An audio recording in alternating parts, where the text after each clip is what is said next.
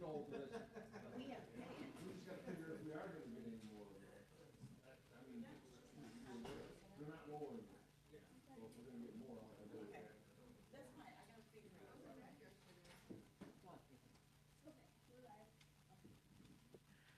Good morning, everyone.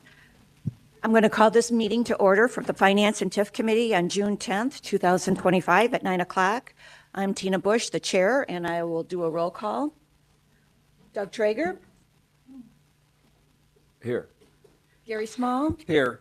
Areta Zanecki, present here, Craig Emmett, Here. Steve Albury, and Tom Templeton. Here. All right. Our next order of business is I need a motion to approve May's meeting minutes.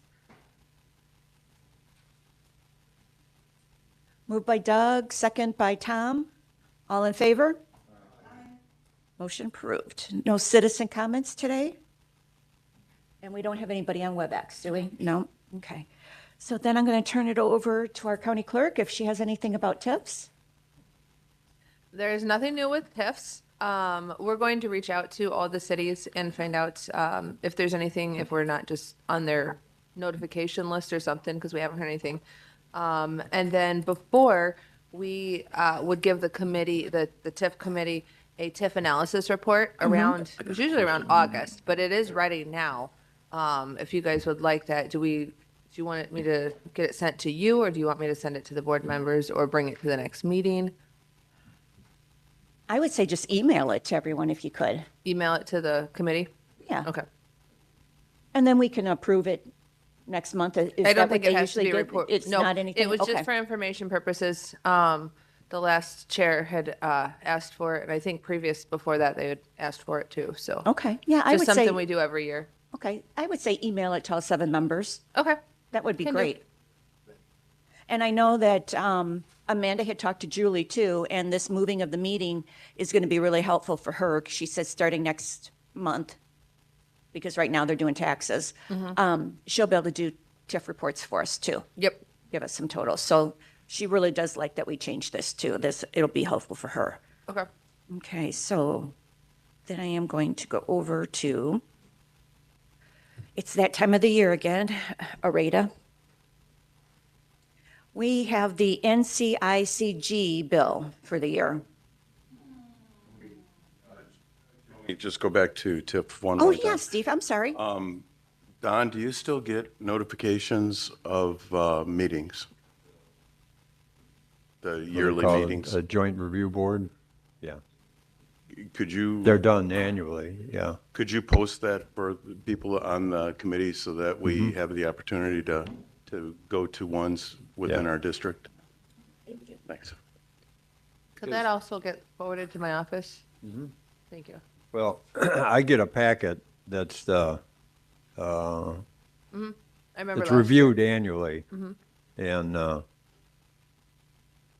normally they have copies of the TIF meetings. I'll figure out something. Yeah, we went to one last year, and we wanted to go to more, but that was the only one that we knew about was, I believe, Streeter, wasn't it? Yeah, we Yeah, went they- down to Streeter's last year. They all have to do it annually. It basically is a review of what's going on in the TIF. Something new is going on over Peru, if I'm not mistaken. Yeah, that's what he just said. We're gonna reach Yeah. out to him. Maybe when we reach out to all of them, we can get on their contact list to where they're sending it to us as well. Even if it's just the county clerk email and then Yeah, go, distributing it from there. okay. I appreciate that. Doug? Didn't Doug used to go to those when we had Yes. TIF with land use? Yeah. Yeah, Steve went every once in a while too. I normally try to make them. Oh, okay. The last one, I think, was yesterday, but it was during full board, so I have a hard time making that one. Yeah. Okay, so we have our yearly bill here for our annual membership of $9,132.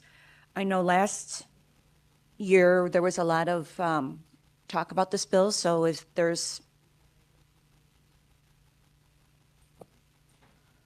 Areta? So my question is, are we getting our money's worth? Steve, do you sit on that committee now?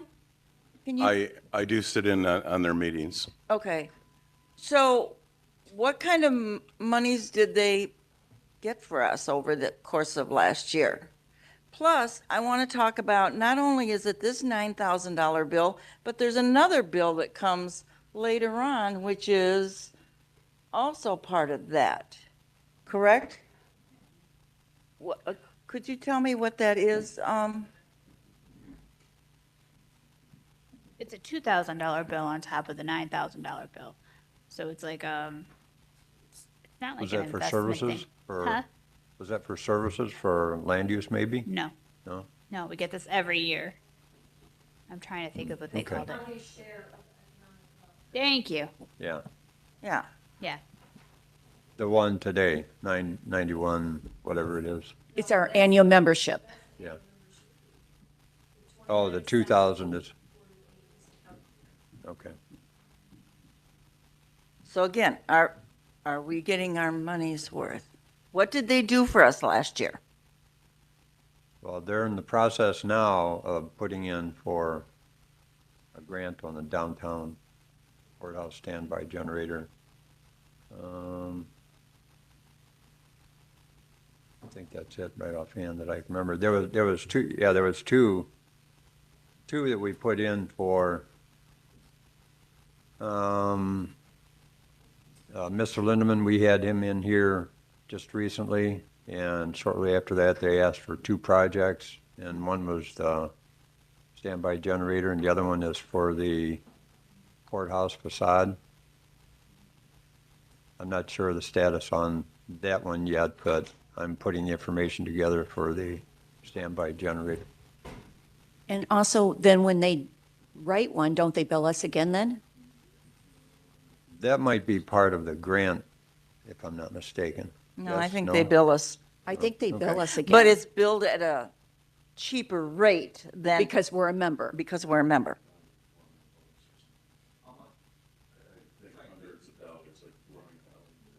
So Don, how big is this grant for the downtown courthouse generator? Do you know? Not sure. Okay.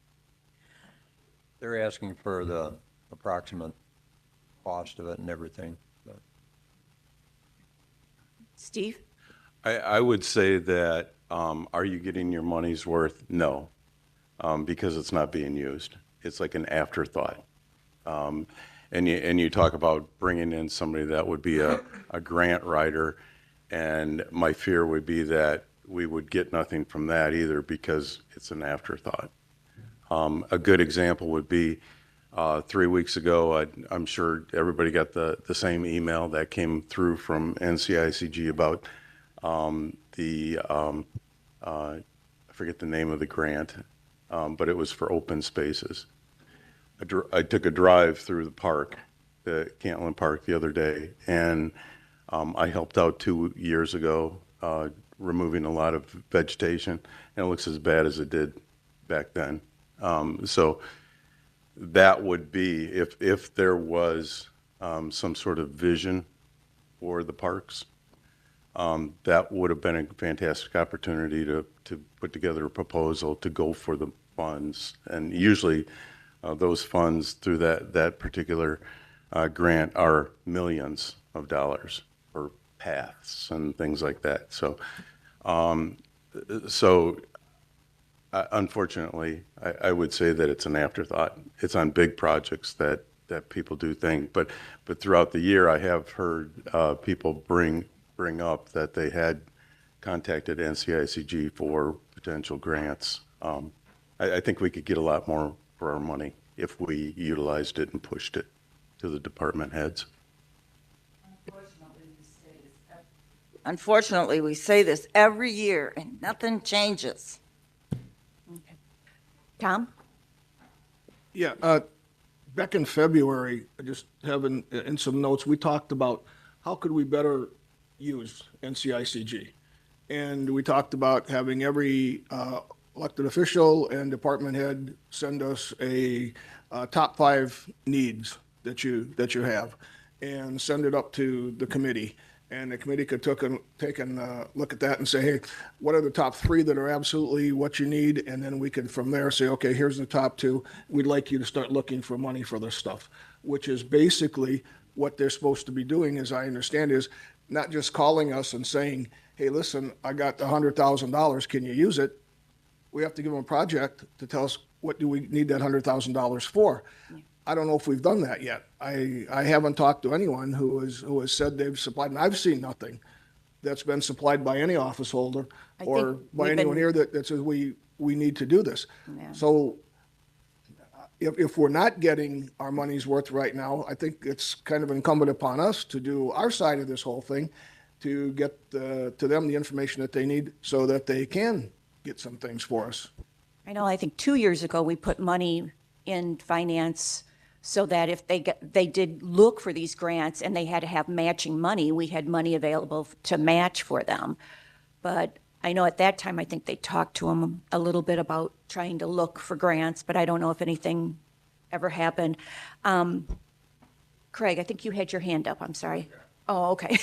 I understand how that works. Doug, did you have your hand up? No, okay. I didn't want to miss anybody. So do we want to go ahead and move forward and pay our annual dues and hope maybe in the future I do know that the money that we pay then does help other communities then too, right, in the county? It's up to the committee. Steve? I can say that surrounding counties, surrounding communities do take advantage of different types of grants. One of the reasons that you see a lot of cleanup in former industrial sites were through a lot of the projects. Also, a lot of the upgrading of the water systems for small towns is through their grant systems. So I think they do a great benefit for the area. The county could take better advantage for what they have to offer. I just flipped the page and they do list a lot of the big grants that they got, on here. So, and yours is one of them. So, I mean, they do end up securing a lot of really big grants for local people here. But Arita? I think the thing we need to remember, though, is that NCICG does not look for the grants for us. That is on us to find those and to ask them to procure it for us. And a lot of grants are time sensitive. I see these ones that we get notice of. You got to move fast. I think I hate to use anything that came from the Obama age, but shovel ready. You have to hand off shovel ready projects. Okay, so then I'm going to ask for the question, do I have a motion to pay this bill, or do I have a motion to stop our membership? And I got a second by Steve. All in favor? Aye. Motion carried. Give that to you. And then, did everybody get? Okay. Did everybody get a chance to look at the bills? Yes, Doug? Okay. About one. This red flag reporting, what's this on? What's that about? Yeah, That's the program that we have to have for internal control when an employee has an issue and if they want to take it anonymously, we are required to have that for our grant process. okay, so It's been in place for like 5 years, 6 years. it applies to all departments though? Correct, right? yes. Yeah. Okay. It's posted for people if they want to report something that Yeah, they, okay, yeah, now I remember. Okay, it takes me a while sometimes. it's all right. And the tax objection, can you guys tell me how much money we've spent on that so far? The account? You want the account number? Wallace?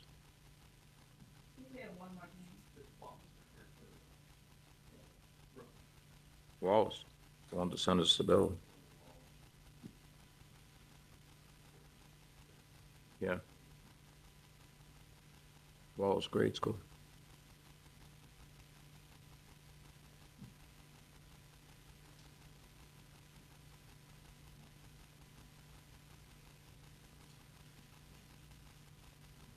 You don't have to do it right now, Steph, I just, 73, 91, 24. So that's fiscal year 25. so $8,000. Right? Yes. Okay. And we still have more, I mean, are we getting to the point where it's not worth doing the objection? I mean, that's what I'm wondering. How much are we gonna get if we win? Don't get all that much, will we? I know it's future, but Yeah. That's the way we normally look at it. If it's the one I'm thinking of, in this case, it's a difference of opinion on how the assessments and the accounting for it should be done. And this, in my understanding, is to hopefully get a decision on it to take care of that. Otherwise, it could be possible future tax objections that would have greater ramifications for the county. this is on Turnberry, right? Pardon? This is on the Turnberry. Yes. Yeah, okay. Okay, thank you. Okay. So do we have a motion to approve the bills for this month? Motion by Doug, second by Gary. All in favor? Opposed? Motion carried. Okay, and then I see Brian has made it, so I'm going to skip around so these guys don't have to sit here all day. And we're going to go to grants because Brian has an announcement for us. Whichever you feel more comfortable with.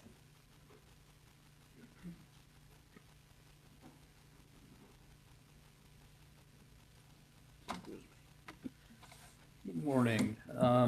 So previously, we had submitted, or NCICG submitted a grant for our hazard mitigation plan. Since then, it sounds like it was kind of put on hold. And then that program, that actual grant program was eliminated. So there wasn't a funding source. It turns out that IEMA and Office of Homeland Security actually has a new grant opportunity to fund the natural hazards mitigation plan. IEMA has encouraged us to go ahead and apply for that, basically a shoe-in for funding, as long as we go ahead and apply by the June 20th deadline. NCICG will go ahead and write the grant again for $400 for the application fee. The proposed project, total project costs will be $25,410 with a $19,058 grant, $6,353 local match. So it's a 75-25 plus $1,270.50 in administrative cost.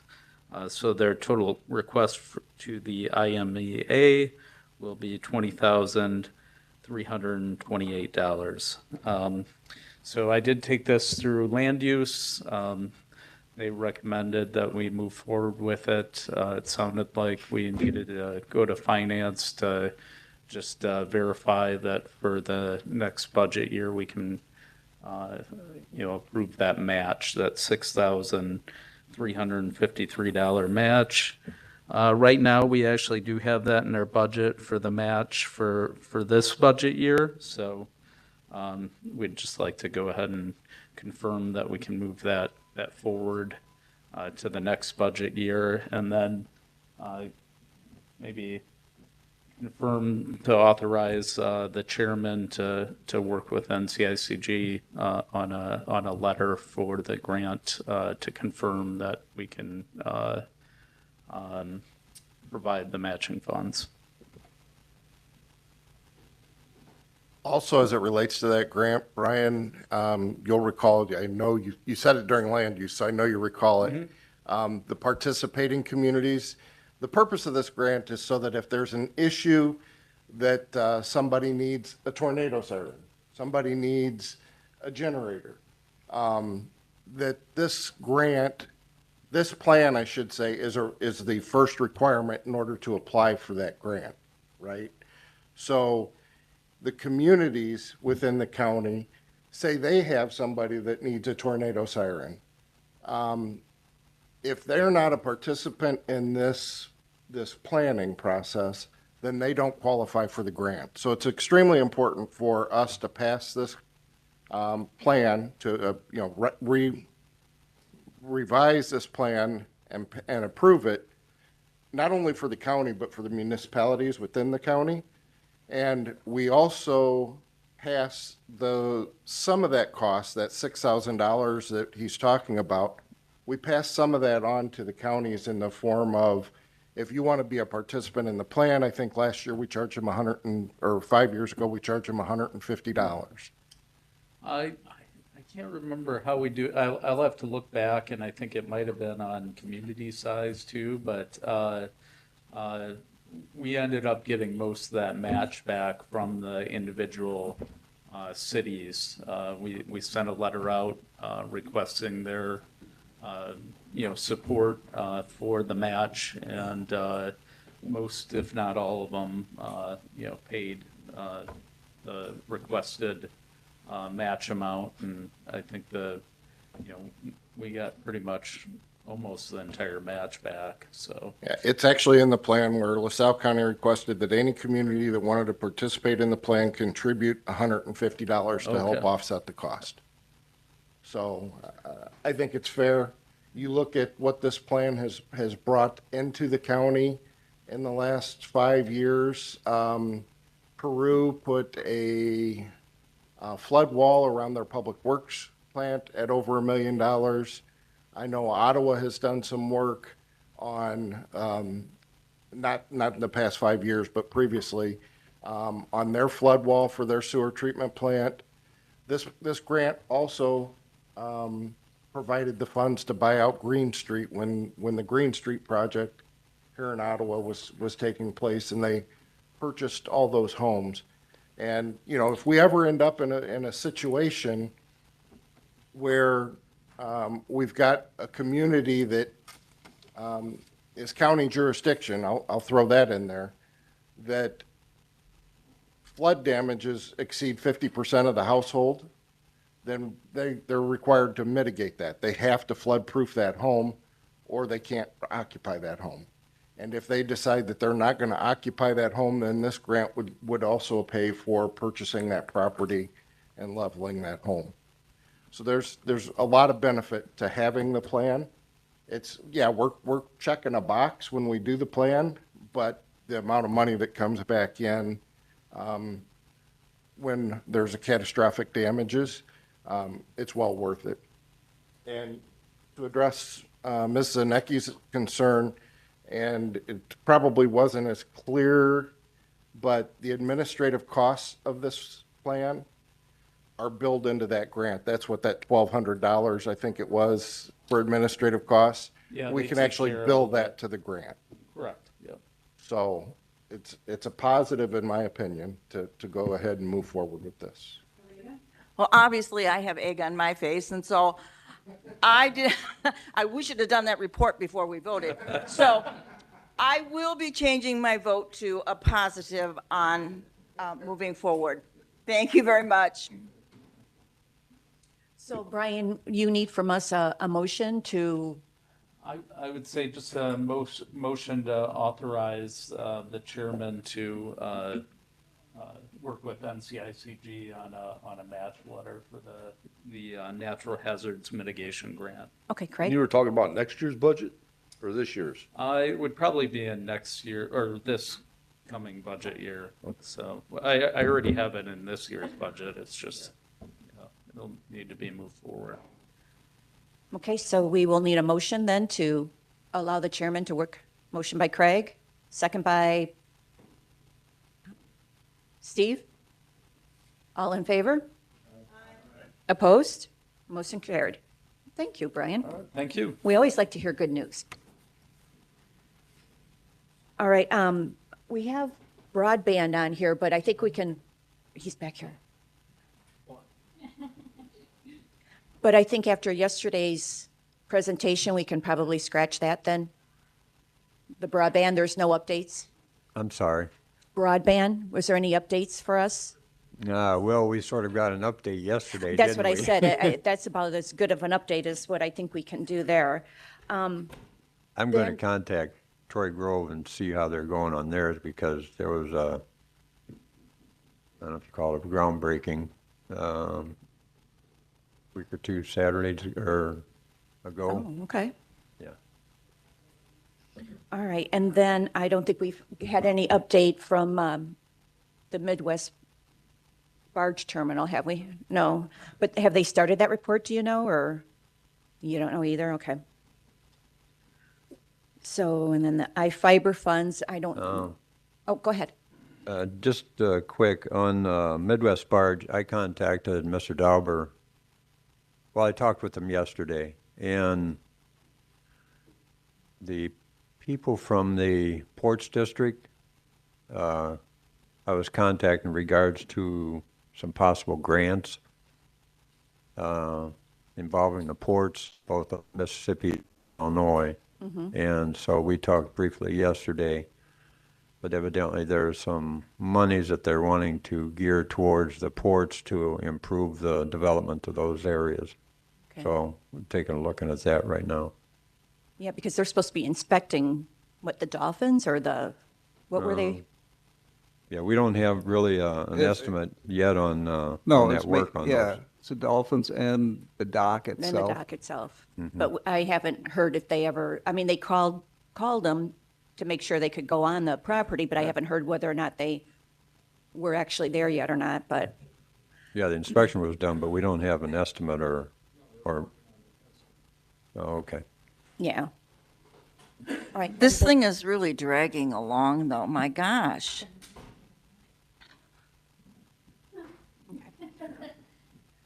That's okay. I was Is it looking at being- supposedly a safety issue for this company? No, it's not, no, it's just repairs to make sure the dock stays there. No, I don't think they've been having any issues. All right, Amanda went to go get our letter, so we'll have that to work on.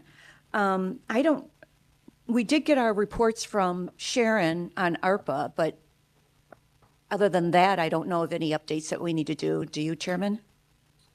That was an update on the cash on hand. Okay, so we'll go ahead and we'll get those.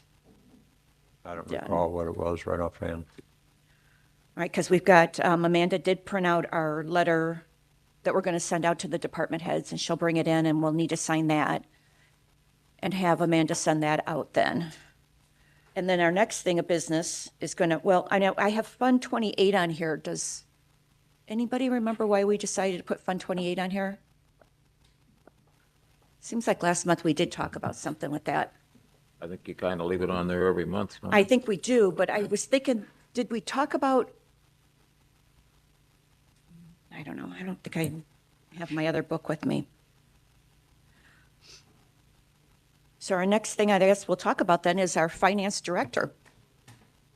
I did hand out the job description on paper to everybody. Did everybody have a chance to kind of peek at that and see what they thought?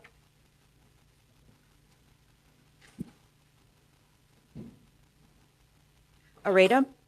I would like to suggest that we put in something Thank you. regarding insurance trust, because I believe we got dinged in that audit because our audit company has to gather all the information and then they have to audit it. So it's this segregation of duties within the audit company itself.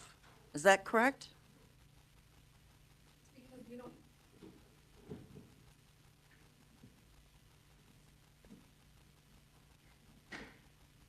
I'm currently working on breaking out all of the cash separately for each of the bonds. That's what they want. But, I mean, you're right, it could be included in the finance director position. But you're talking about because all the cash is lumped into one cash account, and the auditors want it separated out per the 2019 bonds, the 2017 bonds, and so forth.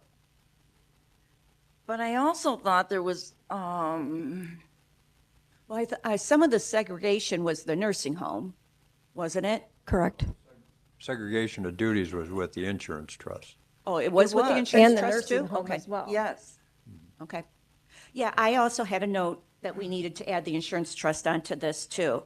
And I also have notes here for where we have under the education and experience, and we have required behind all those. I'd like to see that as desired. I think if we put required, we're going to limit ourselves to who we might be able to get. And I'd like not to see that happen. And then I also had a note here that I'd like to add that they report to the county board chairman and the full board. Does anybody else have anything that they wanted to add to it? Oh, that's right. I got him here. Hang on. Okay, Doug gave me a little scribbly here. Doug would also like us to add that they be part of the labor negotiations, the IMRF, the general liability insurance costs, right? Am I reading that right?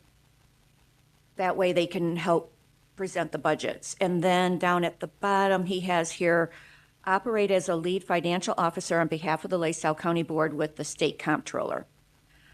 I don't know a lot about GATA, I don't know. And then he has ensure compliance with GATA reporting on behalf of the county. And then monitoring, is that adjustments and, investments and debits of LaSalle County.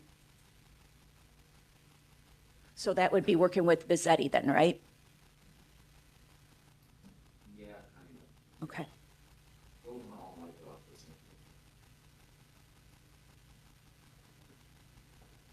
Any thoughts?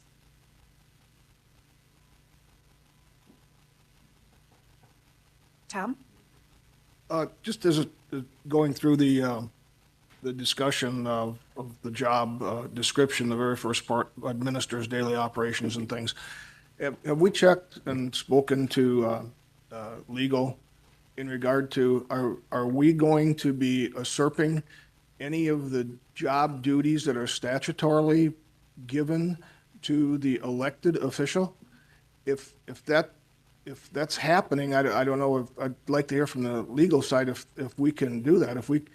If there's been an election and they've been duly elected and the statute says they will do these jobs, can we as a board then just appoint someone to statutory duties away from that person?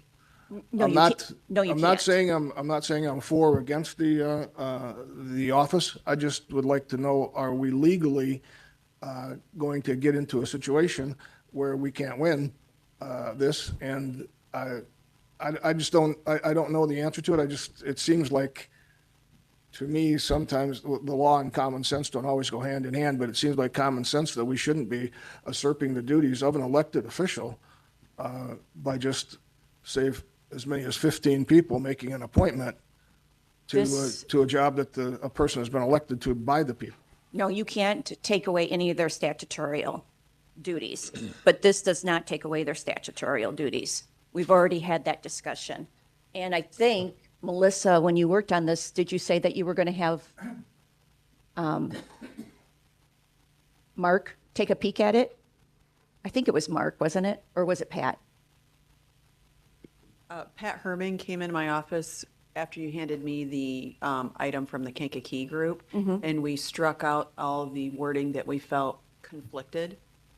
And then I drafted it from that document, striking all of those items out. So that's why I sent that back to you, to show you the strikeouts. Yes, I have that. Yeah, I know Pat Herman's not here. I don't know if Mark is available or not.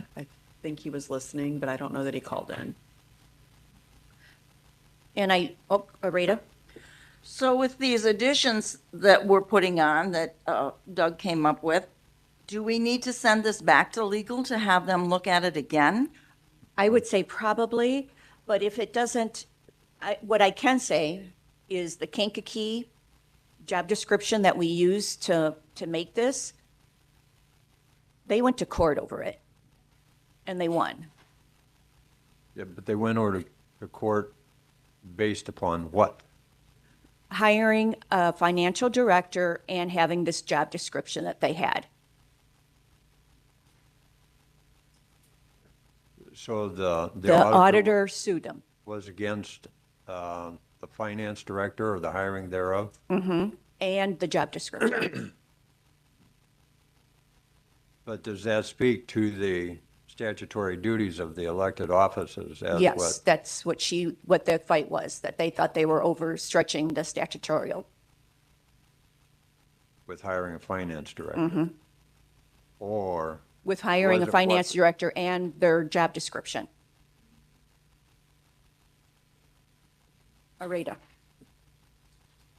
Areta, I'm sorry. So I have a question for Stephanie. Are you going to allow this person to have access to CIC? Absolutely. Okay. I've never been against this. Thank you. And I think Doug's thinking, when I talked to him yesterday, when I got these, now correct me if I'm wrong, It was yesterday now. yeah, yesterday at Yeah, the, well, what did I say today? no, I mean, that means I might forgot what I, yesterday. But having these other things like being part of negotiations and being, knowledgeable on the IMRF or working with the IMRF and the general liability is so that he can build a budget, help us build a budget. Just to have the knowledge. But like I said, I don't know a lot about the GATA, so I don't know about that. So anybody else think that we should strike something, add something?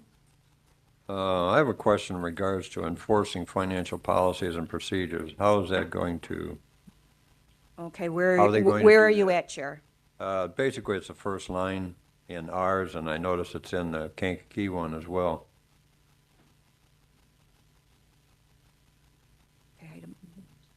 The first Uh, line? First bullet point on ours, on the draft.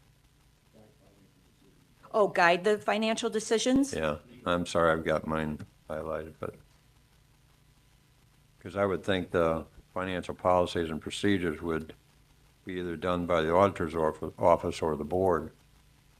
Well, isn't it just, down here where it says ensure compliance with federal, state, and local requirements? Mine is guide financial decisions by establishing, monitoring, and enforcing financial policies and procedures. So are you thinking establishing needs to be strict? Just monitoring and enforcing? Well, I mean, my point is to enforce. Or should it be How help they- How are they guide? going to enforce it? They're an appointed position. For example, right now, the auditor suggested that, and I talked with Tom about it, the sheriff's department has its own private account, bank account. He does register every time, but he doesn't give it to Stephanie so she can enter it into CIC. To me, the policy and the procedures from the auditor's report says that they need to do it. And he said there was no problem in it. And again, we don't need to know if it's an informant, their name, they can put John Doe, you know what I mean, and stuff like that. So to me, I think it's helping the auditing department enforce stuff that the auditors are suggesting we have in there already. That account's in CIC.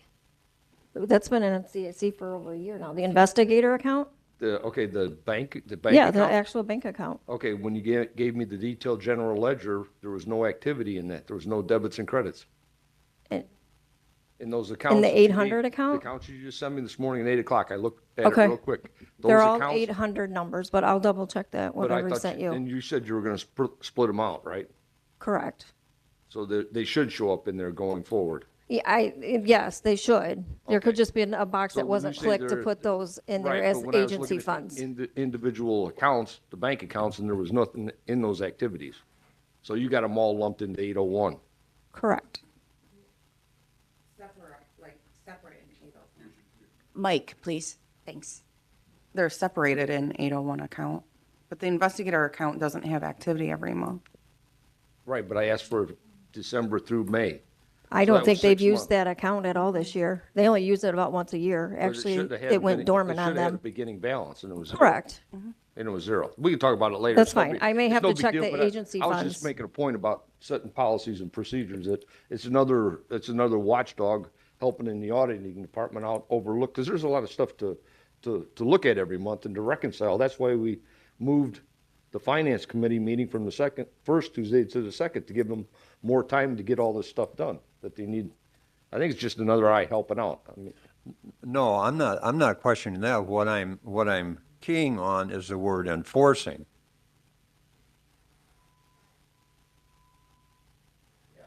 So how do you have the finance director enforcing? It's an appointed position, and basically that should be done either from the auditor's office or the board.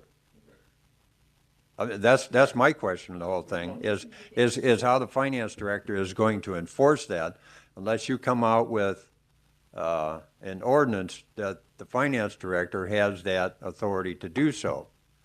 And in that situation, the board is going to give over that authority to the finance director. Yeah. Well, we can strike out enforcing and just have monitoring Do you want, financial policies and procedures. or do you want to say insist with financial policies and procedures? Yeah. I mean, it's up to you guys. I don't care. You can strike it if you want.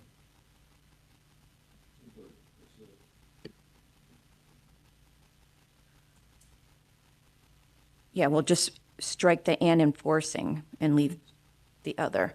Okay, John, you had your hand up? Oh, and then Tom, I'll get to you. It was just to kind of reiterate, like, as an appointed official for the last 10 years, I can't enforce anything. Tina, you've been on IT for 10 years. Doug, you've sat on IT.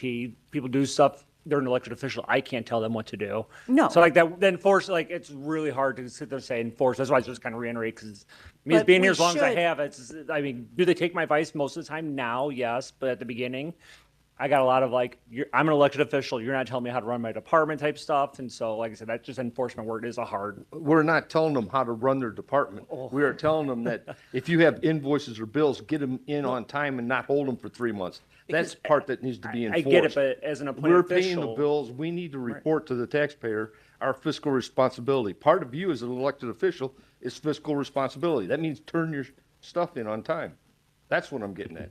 That's enforcing. Right, but as an appointed official, I can't order or demand any elected official to anything. I work with them all very well, but I I'm just saying, understand like, that. that enforcement work's really hard to cut through sometimes. Okay, Tom, I'll yield my time. Was just going to say basically what the Chairman Jensen had talked about. oh, okay. So anything else? Oh, Steve? Tina, on the sixth one down, as far as prepare and maintain the annual operating budget in accordance with Illinois law, if we could add something in there, a little bit more on the development of the budget, at least something that would say, with the assistance of department heads, identified potential projects that could be funded through grants.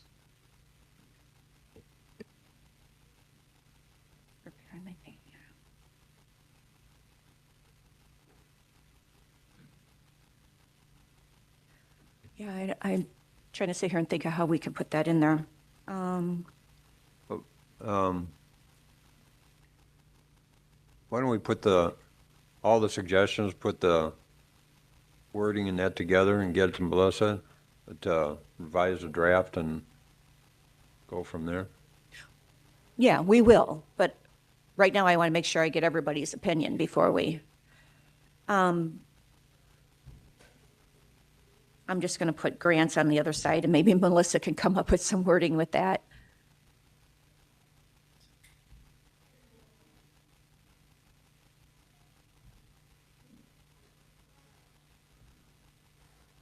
Okay. But everything else then was, question on the, one there, on the fourth bullet point, filing financial reports. Isn't that done by the internal and external auditors right now? I am responsible for filing the AFR.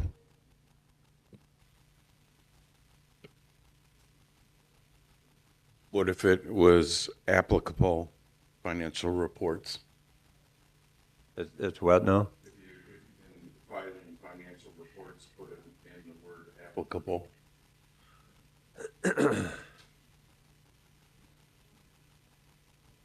Tom? Just one other thing.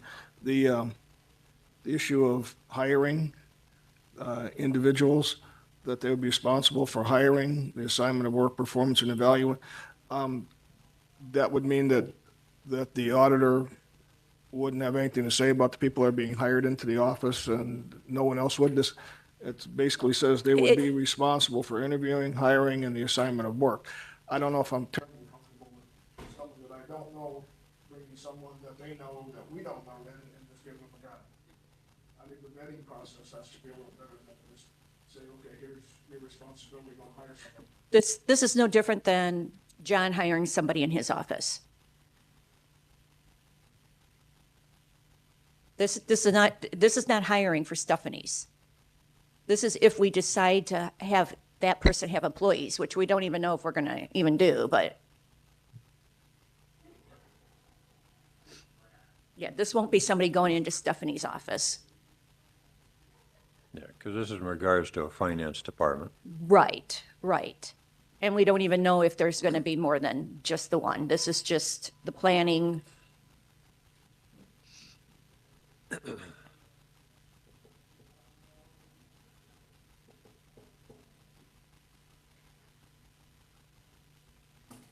So if there's nothing else to add, I'll give these two sheets to Melissa to work on. And then at our next meeting, we'll talk some more. Okay. If that works with everybody, that sounds good? Okay. We'll go there. And I know that there was some questions.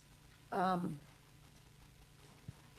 ahead, Melissa. Just for full transparency, once I draft it though, my gut tells me that because you're commenting about trust items, I am going to have the attorney that sits in the trust committee probably review it as well.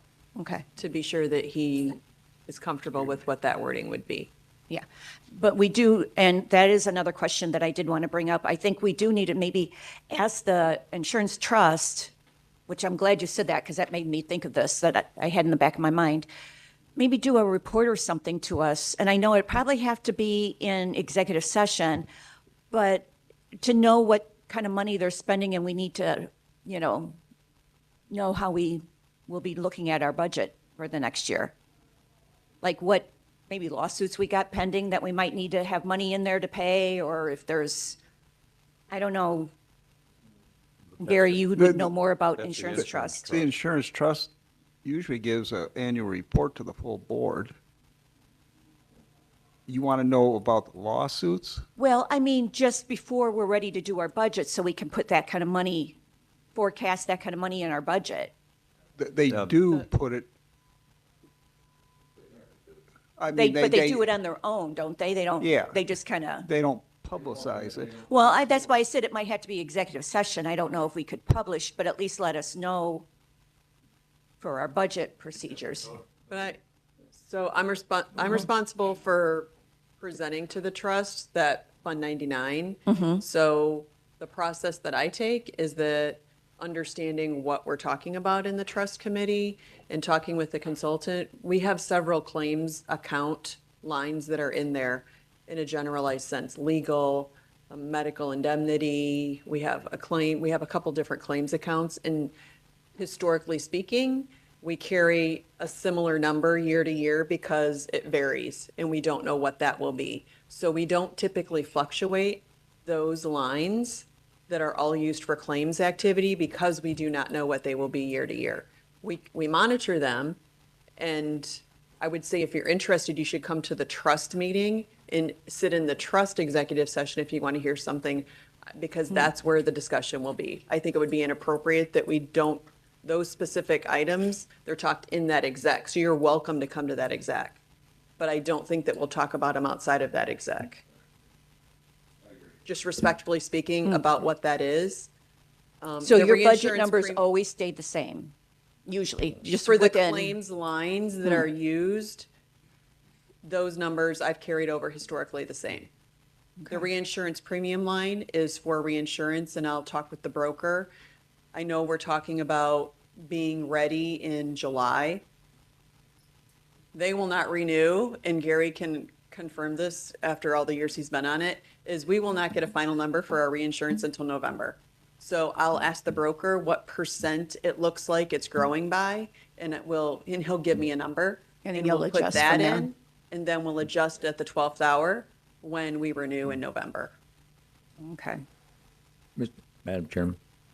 It might, if you can, it might be a good idea as the finance chairman though, to see if you can make one of those meetings when we start budgeting and just let them know, and what we need to know and what you need to know as the finance chairman to Yeah, help I'll, make the budget, Because you, hopefully after a couple weeks here, yeah, my time will free up maybe.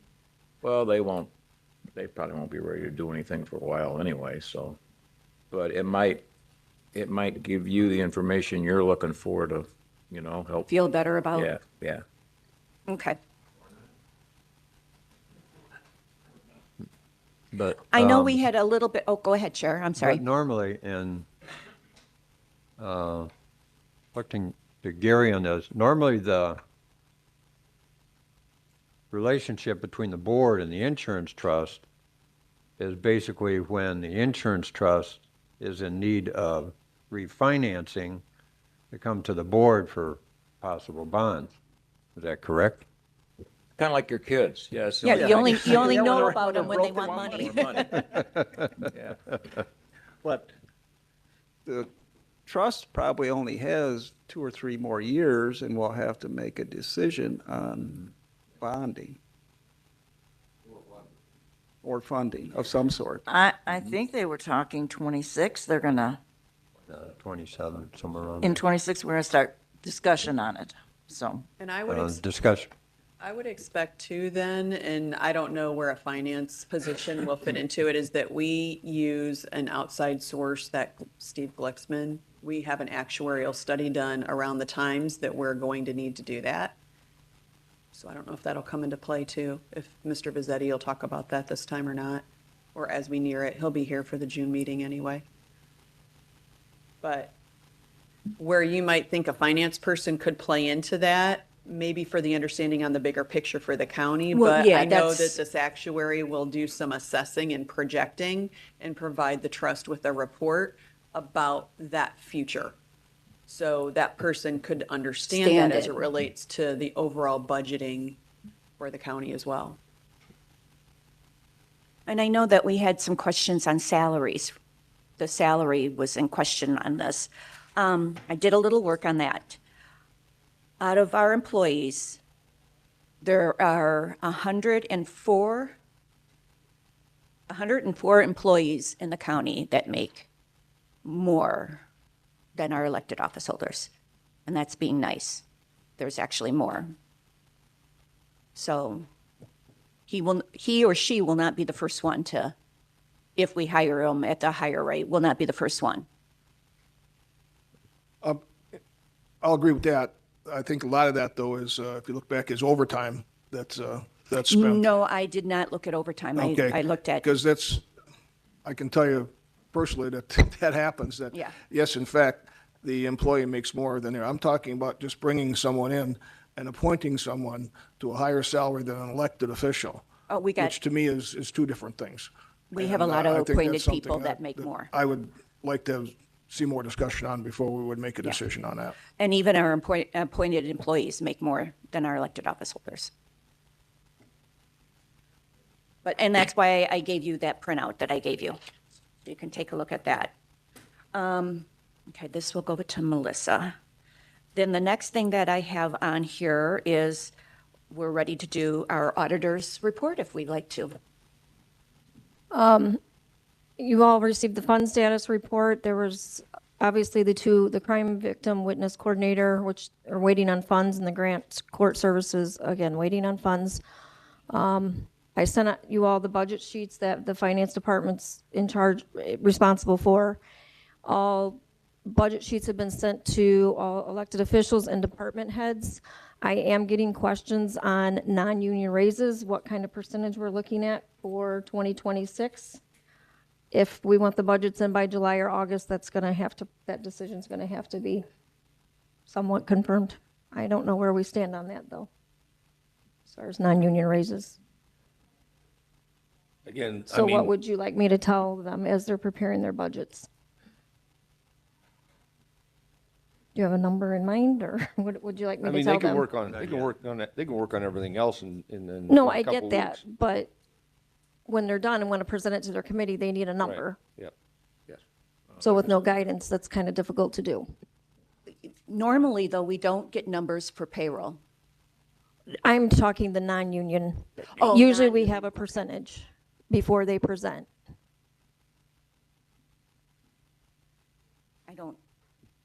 I would still rather them present their budget without salaries.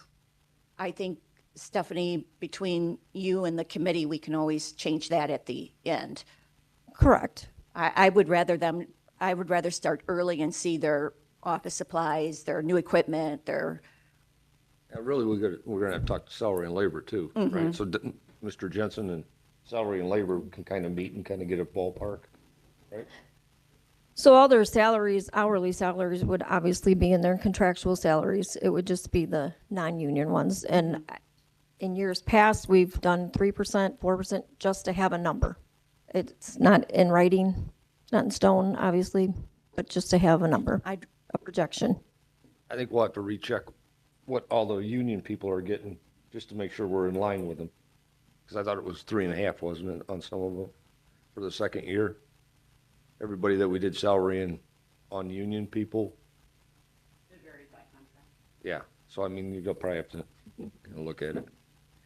I think I'd rather put nothing in, Stephanie, and then when we finally do it, then put it, because it'd be too easy for everybody to think, oh, it's going to be 3 and it might be 2. Maybe Okay, put so all non-union, just leave them at their current salary. nothing until we know something. Okay. I think. I mean, how's the committee feel? I'll advise them then when they Yeah, and reach that out. makes it easier on you too, for right now, then. Areta? Well, I think this falls to Don to make that preliminary figure, and then it goes to salary and labor, and it's chewed out and Yeah. to the board. And that's why it'll be easier to leave it just plain right now. Leave it like they're getting nothing until we find out the right number, and then we can just do one entry. Okay. Okay, Craig.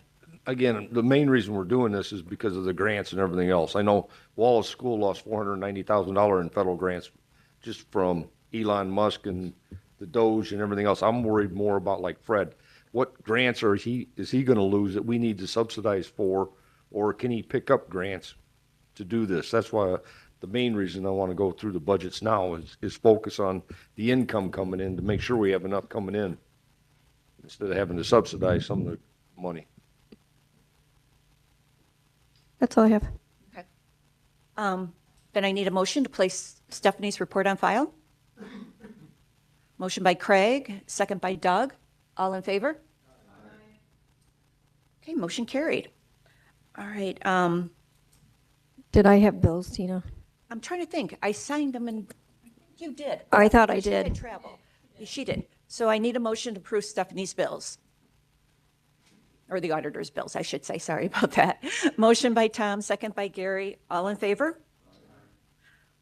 Motion carried. Or opposed? Sorry, I got to give everybody a chance. Motion carried. Areta? I have a question on this report that we got, that's the QBUD sum view. The second line, it says general fund expenditure, unrealized loss, and it's to $39,292.50. What is that? Can you give me the GL number, please? I believe that's that new line item that we had to put in when we switched to the Schwab accounts, because that's what every month there's an unrealized loss amount, and this year we budgeted for it on our investments. But we didn't budget enough, right? It fluctuates. I mean, some months it could be a positive number, most months it's a negative number, but there are months that it's positive, so it's hard to say at this point. I'm sorry, I don't understand this at all, so run it by me again. Okay, it's the loss that we get on some of our investments, but some months we earn money, some months we lose some money. So we put it in as an unrealized loss in our budget with a number. However, that number's hard to predict right now because it goes month by month. On your investments, you'll have stock, we don't have. Correct. We'll have savings bonds and stuff like that, or bonds issued to municipalities. The auditor, and by GAAP, you're supposed to report what the current value is, not what you paid for it.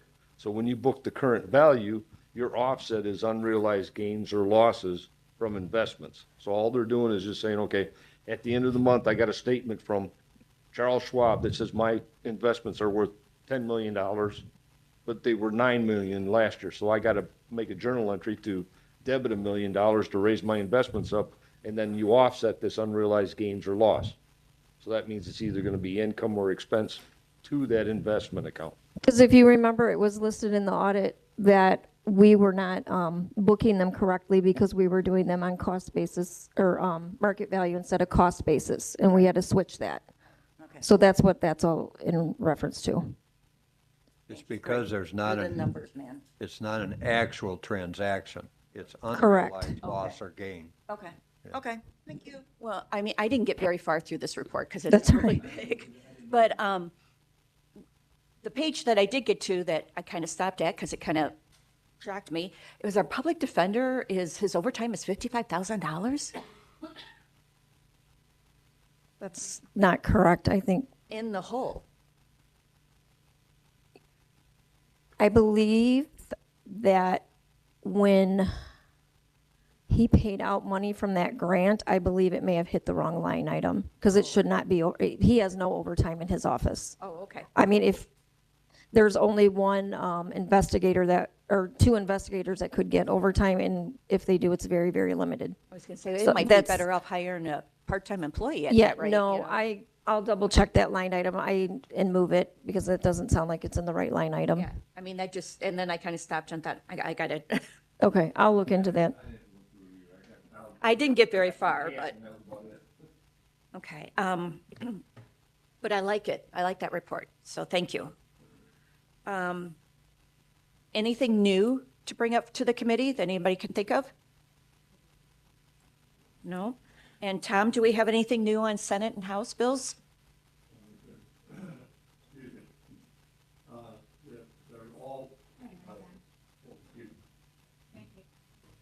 The pending bills are out there. All you have to do is just check them out under the House or Senate in Springfield. And Illinois General Assembly will get you right there, and you got the whole thing. I don't have a written report Written or one, any- printed report for you right now, because they, We're not in session. no. Oh, okay. Yeah. All right. So, Rita? So Tom, I have a question. Is it true that the tax on our like cell phones and our, this use tax, is this a law now? Has it already been passed that cell phone tax is going to be like 23%? Have you heard that? Is that part of the budget that was passed? The new taxes and then on services and? Yeah, I haven't gone through it in that kind of detail, so I can't tell you right off the top of my head. But, you know, I'll do some research on it and get back with you. Well, DoorDash is going to cost a whole lot more. Oh, And I think Amazon, I think You get DoorDash out there by No. you? I was going to say. Yeah, that's going up $1.50 a delivery, that tax. If it's true, is the cell phone is like 23%. I heard he raised the motor fuel tax July 1st. It's up 1.3. Welcome to Illinois. Okay. Tina, Oh, really yes. quick, Those bonuses that the public defender paid out of that grant, they were paid out of the incorrect line. Oh, So okay. I'll fix that. Okay, thank you. Like I said, that just jumped out at me, and then I got going on something else. All right, well, then I'll entertain a motion to adjourn. Motion by Craig, second by Steve. All in favor? Opposed? Motion carried. Thank you.